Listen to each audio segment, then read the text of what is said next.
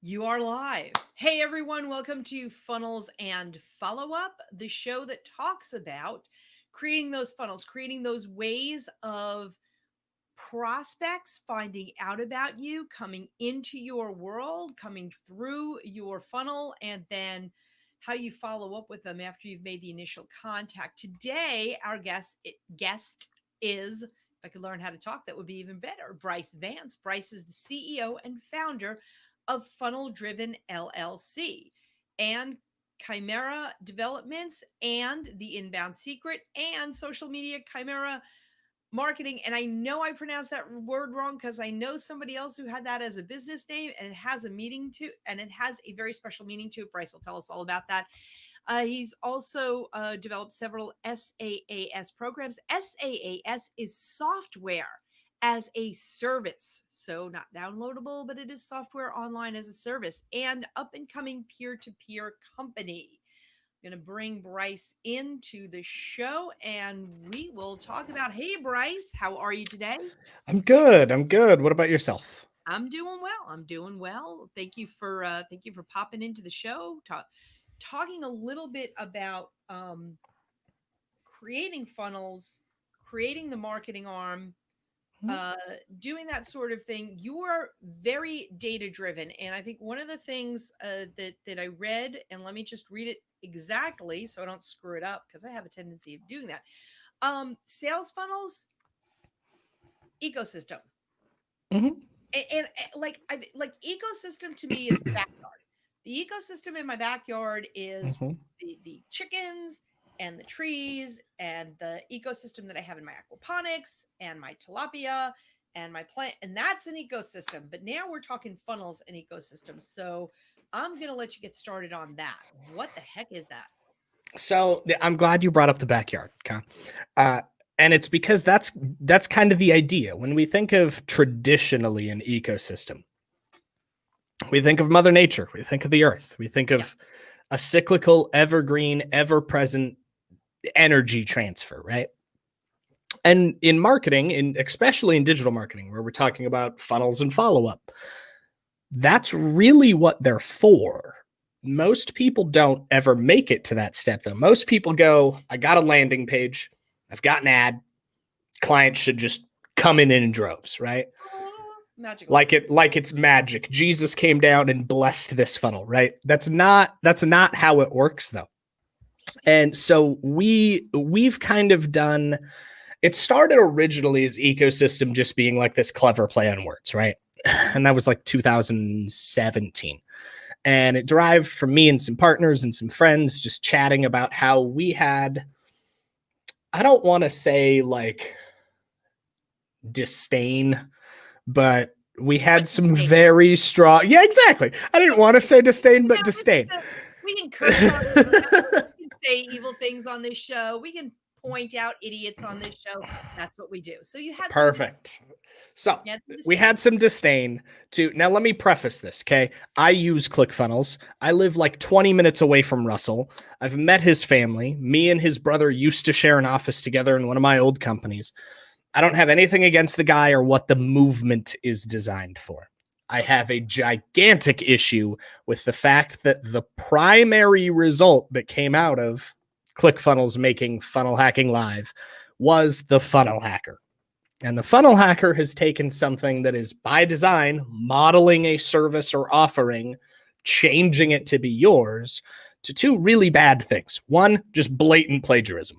I've seen it so many times that it's just unbelievable that people think that's what funnel hacking is. For those Okay. of you watching, if you're plagiarizing, you're not funnel hacking. You are stealing. Modify it. Use it as a model. Change it. Okay. Okay. The second thing, funnel hacking created a sphere where the layman has decided that the term funnel is only inclusive to a landing page sequence. And that is not the case. No. A funnel, by definition, is the series that you go from a cold audience to client acquisition. But nobody refers to that as the funnel anymore.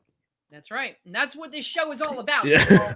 This You is a ask fucking funnel. you ask anybody about what a funnel is, 9 out of 10 times, somebody who watched 5 minutes of Russell talk on stage once is like, "Oh, it's a landing page." No, It's what Russell did. that's like 1/10 of a funnel. Yeah. And I got really, really sick of having that conversation. So we just changed it to ecosystem. And now ecosystems derived like a life of its own because now other people are modeling after that. It's kind of created this sphere of influence where now when somebody's like, oh, I've got a funnel, but what I need is an ecosystem. Well, you're damn right you need an ecosystem, right? You should have had that to begin with because what you're calling a funnel is a landing page. You need the 9 other parts of this that you're missing to really make it work. Right. So there isn't a difference in what the term should mean. There's a difference in what people are perceiving it as. So ecosystems, the entirety of it, the perception of a funnel is the landing page sequence. So we made that differentiation. Okay. So would it be correct then to call it a funnel ecosystem? The entirety of what it takes to appeal to somebody who is in your target and then bring them to being not only a client, but a raving fan. We want to make you absolutely could. It is important to differentiate what the systems are going to be, though. Absolutely. And I specify that because somebody who, let's say somebody watching this is like, I need a funnel ecosystem, right? Okay. Good terminology. That indicates client acquisition, client onboarding, client growth. But you can use ecosystems for a half dozen other things.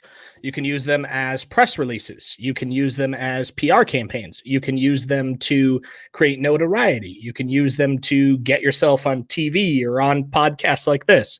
Right. You can use them for communication. You can use them to recruit people. You can use them to build out other ecosystems. You don't necessarily need a quote unquote landing page sequence, the quote unquote funnel in an ecosystem for it to meet an objective, unless it's client acquisition. If it's client acquisition, that's a very important part. Absolutely. But if it's PR, well, I mean, yeah, a sales funnel sequence would help you garner subscribers and contact information, but you could very well leverage the ecosystem as publication and you wouldn't need that information. So it depends on what you're trying to achieve. But in general terms, yeah, it would be safe to say that you could call it a funnel ecosystem. Okay. Or we could create a PR ecosystem, or we could create any ecosystem, any complete. What we're talking about, Bryce and I are chatting about that complete package, not just the landing page. It is every stinking inch of what it takes to attract, convert, and keep clients. Mm-hmm.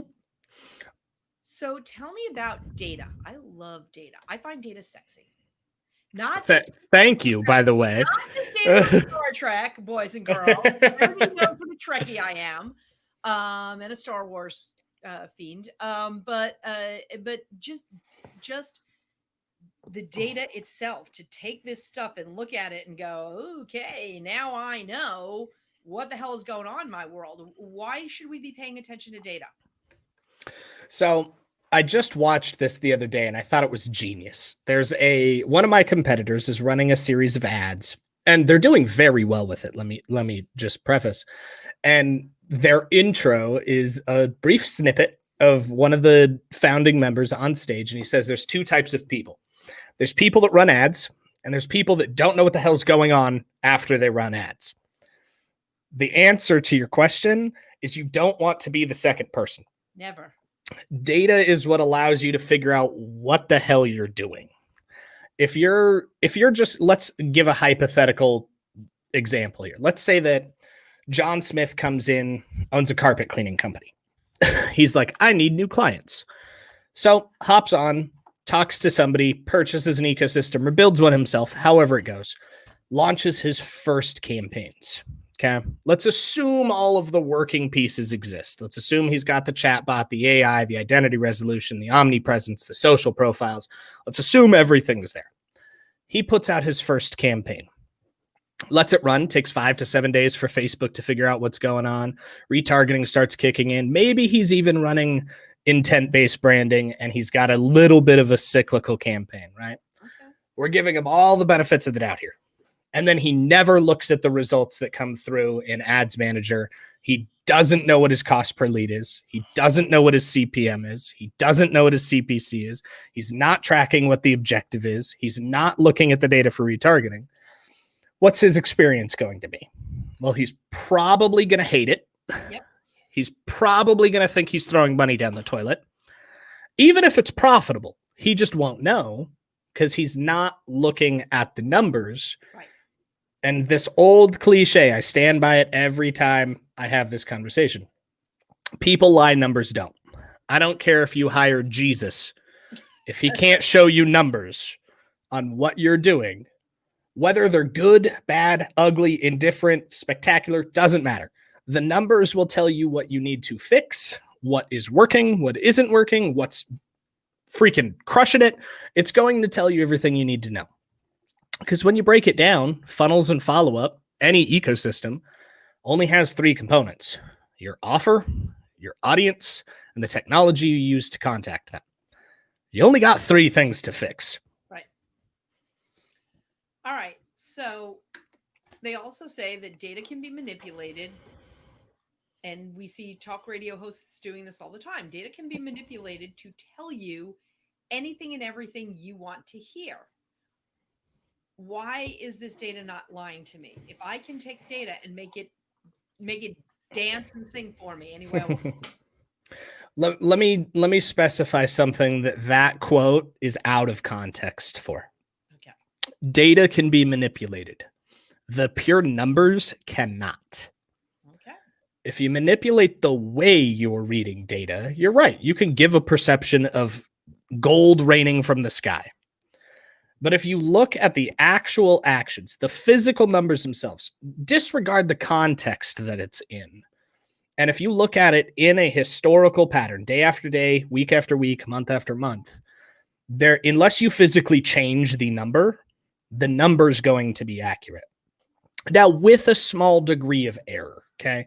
Facebook, as big as they are, has mistakes. Google, as big as they are, has mistakes. YouTube, LinkedIn, TikTok, Snapchat, all of them have mistakes. Of course. Expect misinformation. But the general rule of thumb is regardless of what the data can be manipulated to, if you look at a 1 month period and you see $1,000 in and $10,000 out, you're doing something right. Right. Okay. Keep doing whatever you're doing that's right. All right. I see $1,000 out. I see $500 in at the end of the month, which is still. So you got 100% return. Children of all ages, that's still good because you got a return. You got some sort of return, but I want better. So I paid out $1,000. I got $500 back in. I'm still out $500. Well, let me specify, because I thought you said at the beginning 500 in, 1,000 out, which would be 100% return. Right, the other way is a 50% return. So I spent $1,000 a month on my ads. I can track $500 worth of sales that came in from that $1,000 in that 1 month. Okay. Let's talk about some practical things that people can do on their own. And then we'll talk about what it is that you do and how you can help them. But what are some of the smart, practical things you can do on your own that can help you not bleed money? Stop competing against big budgets. Let's give an example. I'm in marketing. I do web development and digital marketing. Let's say that I wanted to go after Frank Kern's audience. Nope. I'm not going to outspend Frank Kern. It's not going to happen. But I can change the targeting metrics to reach his audience without competing against his budget. Somebody that's already cultivated an audience, okay? They're not likely to remake that same audience if it's profitable. So they're going to go after whatever engagement. And with Facebook specifically, you've got 28 days, I think, right now for their attrition cycle. It's 48 days max, 28 days, I think, is standard, where you can't even track somebody past that action unless they take a new action, right? So that means Frank Kern's biggest, and keep in mind, he's like the godfather of direct response marketing, okay? Somebody like him's going to keep pushing money to what's getting him a return and creating the best result. Of course. He's not going to start over a campaign for no freaking reason. Right. So while his audience is already predetermined, and he's using IBB, so he's cyclically updating that audience. Right. Somebody like me could come in, and same going after real estate agents. I'm not going to use the same interest he is. Maybe his audience was defined as realtor.com. I'm not outspending realtor.com. I'm not outspending Frank Kern, but realtor.com has 15 mini sites that they use that leverage different URLs to their site. There's an interest. Maybe one of their CEOs or one of their large conglomerates published a book. There's an audience. Run content costs you like 3 to 6 cents per engagement to get somebody to watch a video on Facebook these days. Run a video talking about what competitors are doing wrong without slander, and provide value and information. Now I'm not trying to dollar compete against somebody who's got a much larger budget than I do. Yeah. Now I'm just being smart about my placement. If I want to reach real estate agents, I'm not going to target realtor.com.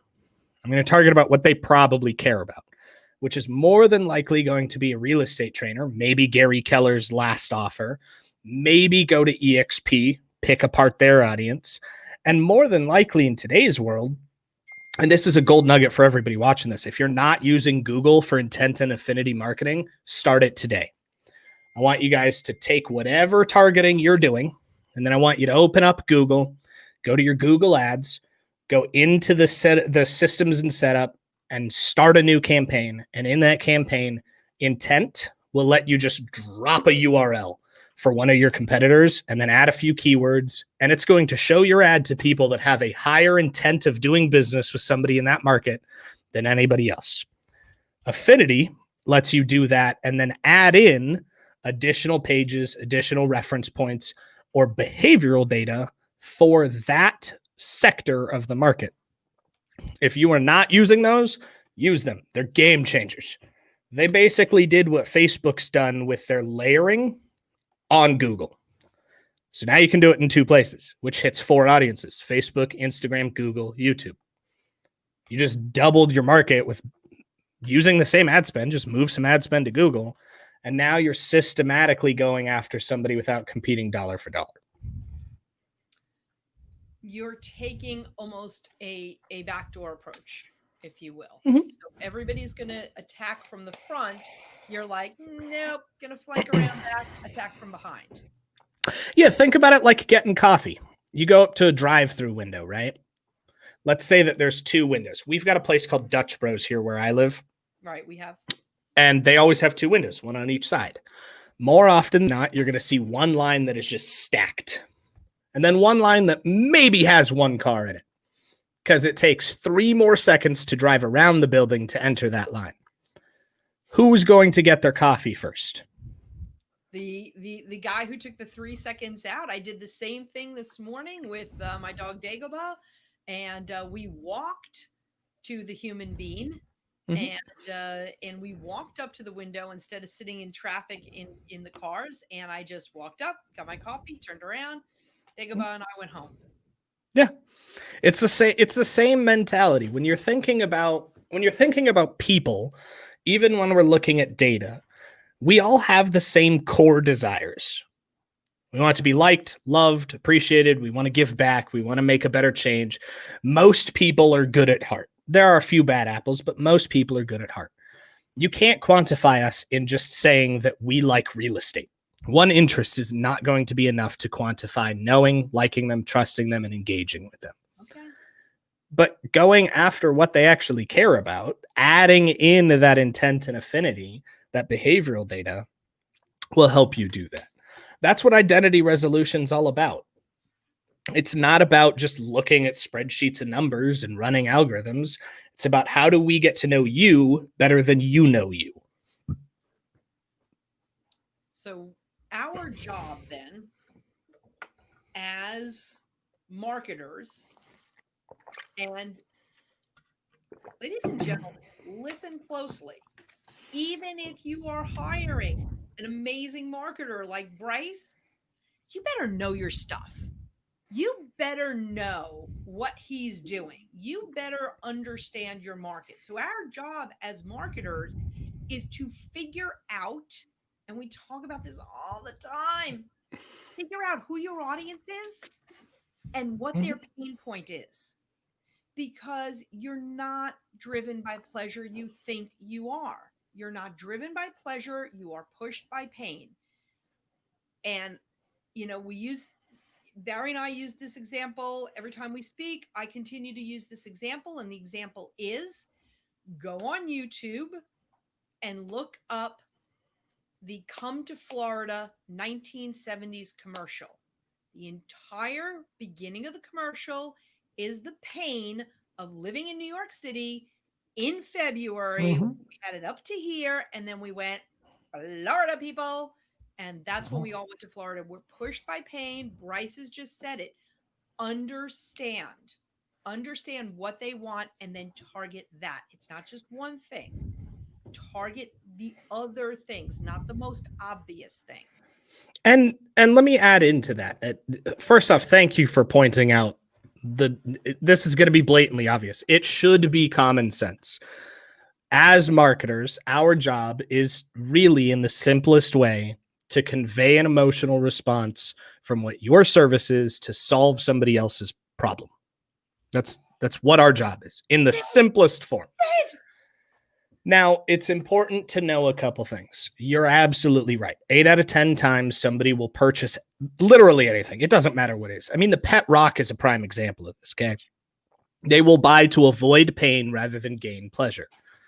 Now, if you guys haven't seen this, I implore you to go do it.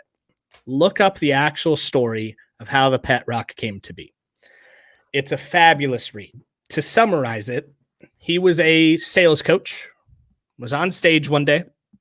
I think it was at a university. I don't remember specifically. And his methodology was you can sell anything to anybody if you know what to say. That was his method. And somebody challenged him. They're like, you can't sell anything to anybody. Sell a rock. A year later, the pet rock sold 17 million units solely on they advertised it as a safe, non-living, non-expiring toy that will keep your kids entertained, your household quiet, your family enjoying time, and you'll avoid the pain of having to bury a pet, feed a pet, and watching your child be miserable while they figure out that they're failing at owning a living creature. They advertised the pet rock as an alternative to the pain of teaching a young child how to have responsibility, but give them the enjoyment of that item. They were the fastest selling toy in like a year, solely because a dude got challenged saying you can't sell anything, and he proved that you can. You absolutely can. So definitely, once again, look up the pet rock story. Yeah, it's a great story. There's a ton more to it that I didn't cover, but like that was the synopsis. Great story if you look at it. And it's got a good message to it. A lot of you watching this, and I've been here myself, hell, to this day, I probably still do every now and then. You can come up with a million reasons why something will not work. Find one, do it. It's going to be uncomfortable. It's not going to be in your comfort zone, but growth doesn't happen in your comfort zone. There's an old quote that says, what is it? It said, fear's holding you back. What's on the other side of fear? Growth is on the other side of fear. Yeah. And so just do it. I mean, you do not have to be a millionaire and have a ton of resources and have a whole film crew to do it. You don't even need a media room. I'm sitting in an entire room dedicated to media. If you have one of these, you can run a business. This probably is a better camera in it than that camera right there. They do. The cameras are getting better and better and better. I just bought a new phone, and to prove what an amazing camera it is, and I have a $2,000 camera sitting on my shelf. To prove what an amazing camera it is, we did. We blew it up, and I could read the sign on the door 20 feet away backwards. Awesome. So that's what your cell phone camera can do. You don't have to. And please trust me when I say, absolutely, we don't want to put our videographers out of business. We don't want to put our photographers out of business. We don't want to do anything. And when you're starting on a shoestring budget, you start on a shoestring budget. And then you get exactly. And then you make better video, better pictures, better everything. Here's the thing. It's all about scaling. Yes, you can run all the content you need from this phone. Will it be the same quality as if you hire a professional videographer? No. Will it have the same reach as if you hired a professional marketer? No. Will you get a result? To some degree, yes. As long as you are consistent in that action, you're going to slowly grow a result. It may not happen overnight, but you'll start to see that trickle effect build up and build up and build up, just like collecting rainwater. You don't get a pool of water in a day, but it builds up. Same thing. Absolutely. What you want to do is go out there and start it and feel good about what you're doing. Right. Let's talk a little bit about what it is that you are doing to work with entrepreneurs, to work with people running their businesses, wanting a little bit more, wanting to let go now of doing everything on their camera, of doing everything themselves.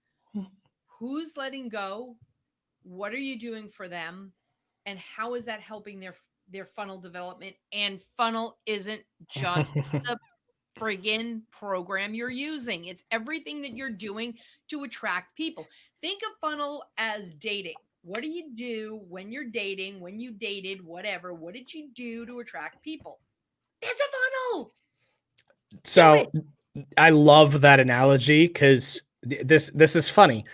9 out of 10 times when I have a conversation with somebody that's like, I don't know how to follow up with these leads. I don't know how to sell these appointments. It's just like a first date. Don't make it more complicated. You're just talking to another human. Just have a conversation. It's not like you have to be like Edward Snowden trying to hide out in Russia and have conversations on the down low. Like, just talk to them. Okay. Perfect. Now, you asked one question in 3 parts, so I'm going to try to remember the 3 parts. Interject if I miss one. Eventually. Now, we do a couple things. First and foremost, funnel driven is split into 4 different categories. So it's like a bar stool, right?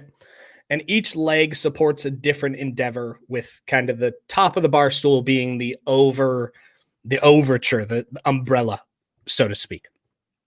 We focus on identity resolution, behavioral data, and interest data backed ecosystems. So that's a really fancy way to say that we leverage information about your ideal client to follow what we call the 4 pillars of growth: to identify, to capture, to convert, and to retain. That's one leg. That's kind of our primary offering. And there's about 27 different offers in that group. The most common: digital marketing, omnipresent content solutions, and then content creation with an ecosystem. That's the most common. The second leg is what we call chimera developments. You did say that correctly, by the way. So, small interjection. Chimera actually has 2 meanings. There might be a third that I'm unaware of. If anybody watching this does know of another meaning, please do let me know. Would love to know. The first and foremost is primary and English lit thing back to Latin, and it stands for a fallacy or a dream that cannot be attained, an unachievable perfection. The second is more Nordic and Greek mythology style timelines. It's actually from, I believe, Greek. I would have to double check that. Don't hold me to that. And it's a mythical creature. And it's made up of like It's got like the head of a lion, the wings of an eagle, the body of a tiger, and some other stuff. It's like this crazy mythical creature. Right. And the reason we chose that name for a couple of our different legs of this bar stool really goes down to perfection can never be attained. So it's an unattainable fallacy or dream that we all strive to get.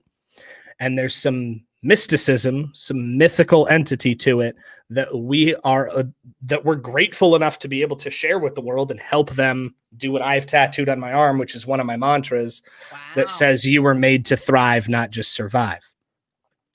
So if you haven't seen on pretty much any of our online presence, you'll see the term you were made to thrive, not just survive, using consistency to conquer your complacency.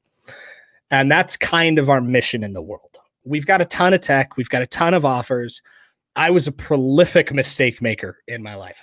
I've made every mistake that a kid could possibly make, from legal issues to drug issues to alcohol issues to personal crisis to a quarter life crisis to starting from subterranean several times to losing a business to losing a relationship to losing family and friends to literally any mistake you can think of. I've probably made at some point in my life. And they all got me here. They're what really helped me figure out who I am, why I'm here, what my purpose is, and how to spread that to the world. And that's why you were made to thrive, not just survive, is like my mantra, right? Yeah.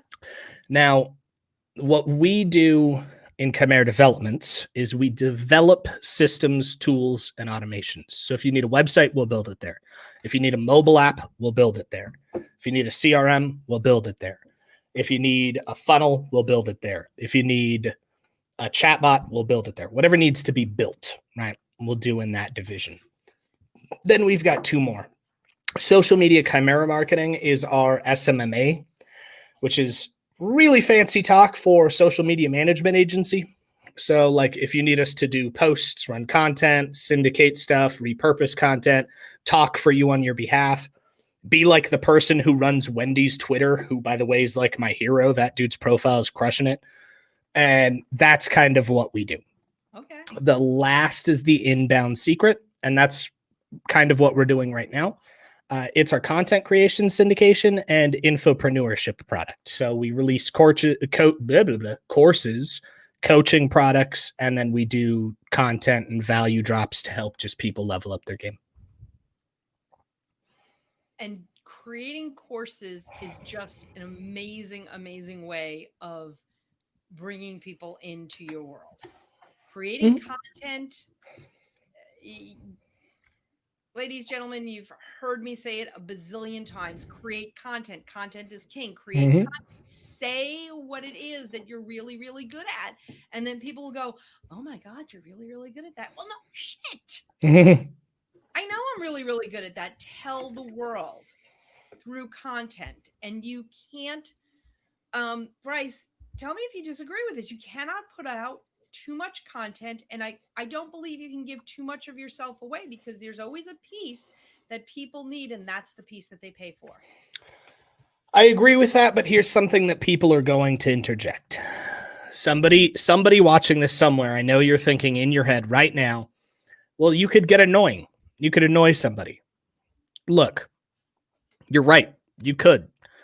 But let's call it what it is. If you putting out value and content offends somebody, they weren't your ideal client. Amen. So brother.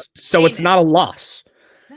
Grant Cardone is prolific at talking about how you should be sending a minimum of 5 emails a day above your texts, your voicemails, your phone calls, your social media chats, your online repository of content, your blogs, on your website, on social media conversations, podcasts, radio shows, TV. Do you really think anybody's getting offended by that? Maybe. Does it matter? Yeah, no, because Grant Cardone is killing it. His people worship. They don't follow. They worship him. They do everything that they say, that he says, and they are successful. And let's follow success. let's reframe this for a second. Those of you who think that 5 emails a day is too much, open up your email right now and type in the word Amazon. I guarantee you they are emailing you at least 5 times a day. Yeah. At least. Yeah. You may not have bought anything from them in a year. You've got an entire spam folder or inbox folder or promotions folder in your email just full. You're still buying from Amazon. Yeah. Absolutely. Absolutely. And you know that there are people that you subscribe to that are, that are emailing you so constantly. And you're just, and these are people like you, like there are people that I know personally, and when I see them or when I talk to them or when we chat or whatever, I'm like, dude, enough. And they go, yeah, okay, whatever. And they're still coming in my inbox, and some of them I read and some of them I don't. Well, the simple fact is if you had a big enough problem with it, you would just click the unsubscribe button. That's right. If you're still getting them, you don't have a big enough issue with it, meaning that to some degree, you value that information. Yeah. Yeah. And there are places that I won't unsubscribe. I'm going through, mine and Barry's accounts, and everybody kind of knows, my audience knows what's going on. Anyway, I'm going through his accounts and I'm like, oh, I can't unsubscribe from this person. I actually have to change it to my email address. I can't unsubscribe from this person because they know us personally, and then they'll take it and be offended. And none of us are offended, by the way. When you unsubscribe, we get it. Each and every one of us. Sometimes you, depending on your email program, we'll get the little letter that says, Bryce unsubscribed because he flipping hates your guts. Okay, I'm okay with it. I'll go take a shot of something. And let me add something to that. I want everybody watching this to drill this into your brain. Unless somebody directly tells you to fuck off or tells you to never contact them again, contact them again. Absolutely contact them again.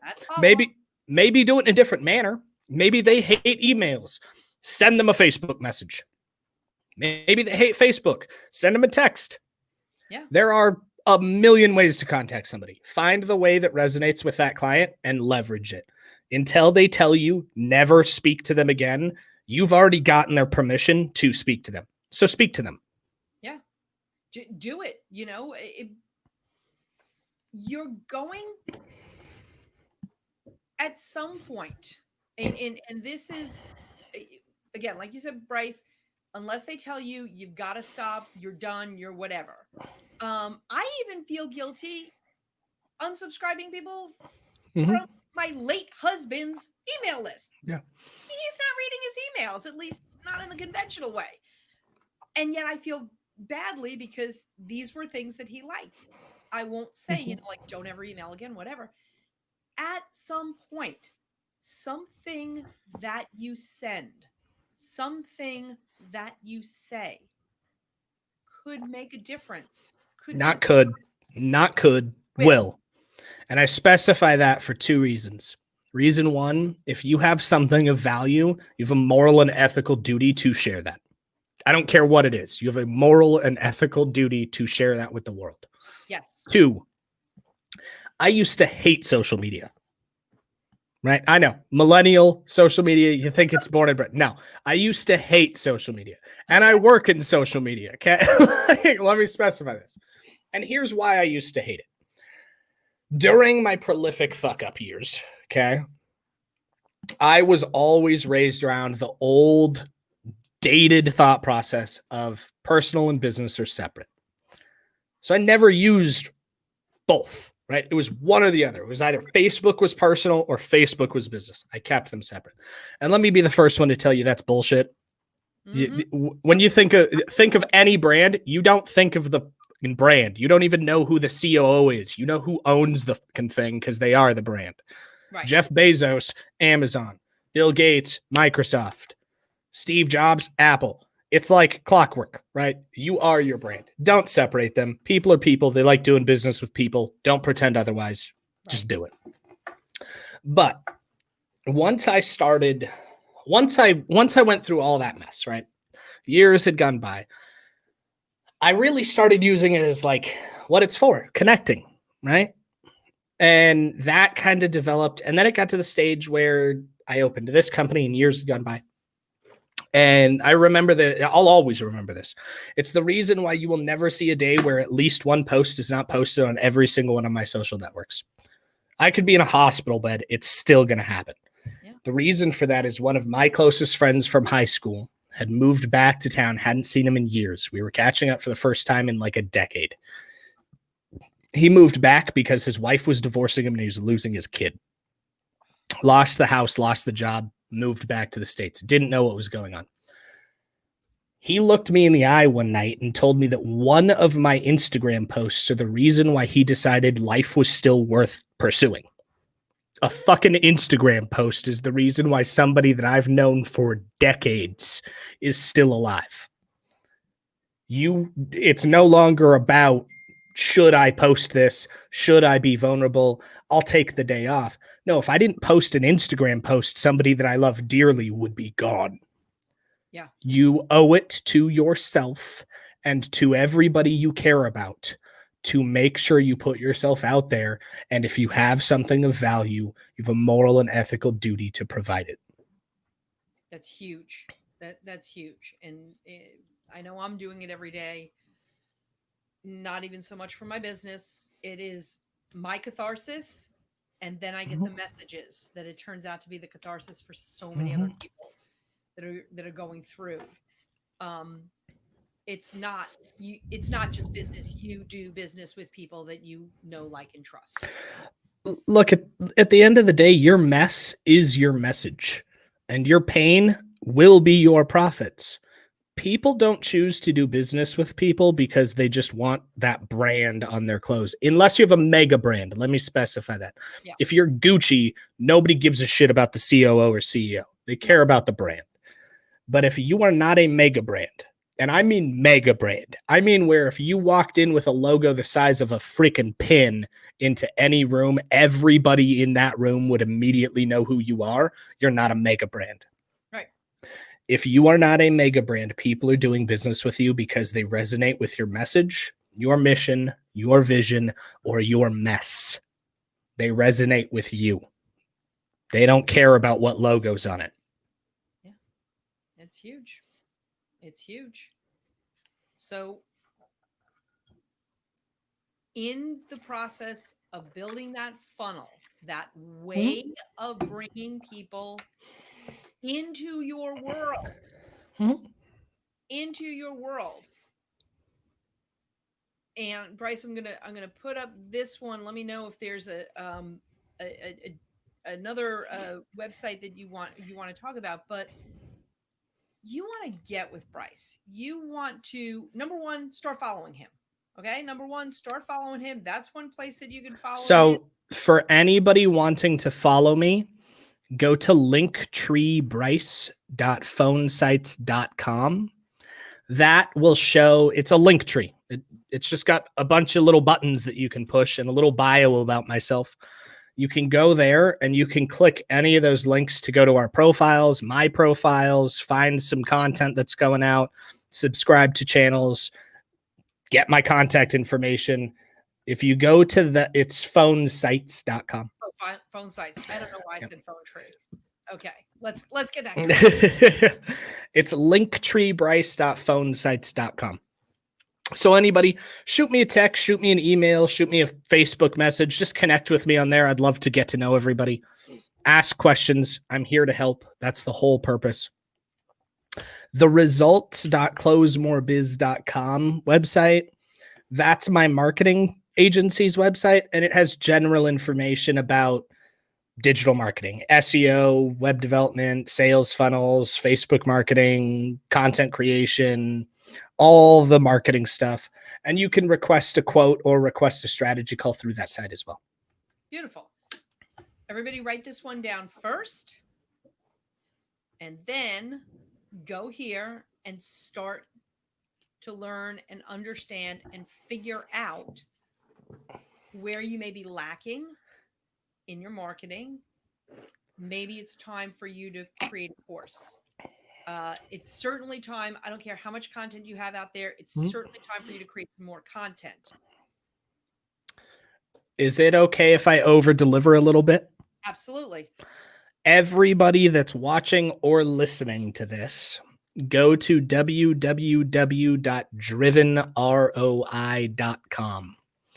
You will be able to, it is a funnel. The whole process is a funnel. This is the top of the funnel. You're listening to me tell you to go to that site. The middle of the funnel, you're going to take the action on that landing page.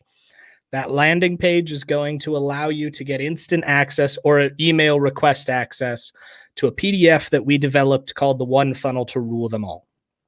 It is a breakdown from top to bottom. Even somebody who doesn't know how to use the internet can follow this document and build out a client acquisition system. It will tell you how to structure the funnel itself in ClickFunnels or lead pages or phone sites, any quote unquote funnel builder. It'll tell you why you need to structure it. It'll tell you kind of the base psychology behind it. It'll show you examples of ads, and it'll give you an opportunity to book a call to learn about 2 other funnels in the 3 funnels that you need to run any business. And when I use funnel in this term, I mean ecosystem, not just a ClickFunnels landing page. Whole thing. It's the whole thing, guys and gals. It's everything. That whole PDF is free, by the way, for anybody listening or watching. All you have to do is go request it. drivenroi.com. We'll definitely have that up on the show notes. Any last words? Any last thoughts for, to really impress on people? Just do it. We all get lethargic. Look, I've got 4 pages of videos that I have to shoot. Okay. Just do it. These aren't going to come out like dripping gold and diamonds. They're going to come out valuable. They're going to come out real, raw, and relevant, and they're going to change some lives. I don't need them to look like a Super Bowl commercial. I need them to make an impact just like you do. Yep. The first step to doing that, just get out there, be consistent about it, and conquer your own complacency because you know you need to. Absolutely. Bryce, thank you so much for being on the show, for sharing all the things that you are doing in your 12 years on this earth or something? I'm a little older than 12. I'm in the almost 30 club, so I'm 28. But I just joined the almost 30 club. I was 27 before. July 31st came. Now I'm almost old. I know. It's a thing. not even gonna So yeah. No problem. Bryce, again, thank you so much for being on the show, for sharing, for helping our audience just move their business another notch up. It was so wonderful to speak to you. I have one more gold nugget to leave everybody with. Cool. So my man Trey actually introduced this to me, so I have to give him a big shout out. Go to repurpose.io. It will allow it's like $20, super affordable. Okay. Here's what it does. If you're posting, let's say you're doing a Facebook Live and you want to create almost instantaneous omnipresence for your content, repurpose.io will do that for you. You connect whatever you want to it, a podcast, YouTube channel, Facebook, Twitter, LinkedIn, and it will immediately extract, redesign, and repost whatever content that you tell it to do. So if I do a Facebook Live, it will take that Facebook Live, turn it into an audio file, a video file, and send it to Twitter, LinkedIn, my Facebook groups, my other Facebook pages, syndicate it to YouTube, syndicate it to my podcast channel automatically. I don't have to do anything. Yeah. You set it up, you forget it. It will create omnipresence for you guys while you sleep, just based on your normal actions on social media. Anything you can set and forget is going to help you tremendously, because I know you guys, most of you are solo entrepreneurs or a couple entrepreneurs. You've got maybe a couple of VAs that are helping you out. Mm-hmm. You're not a big business. Do this. Repurpose.io. Absolutely. Again, Bryce, thank you so much for being on the show. Great content. Thank you. And we'll see everybody next time. I appreciate you having me on. Thank you. Thank you. Bye-bye.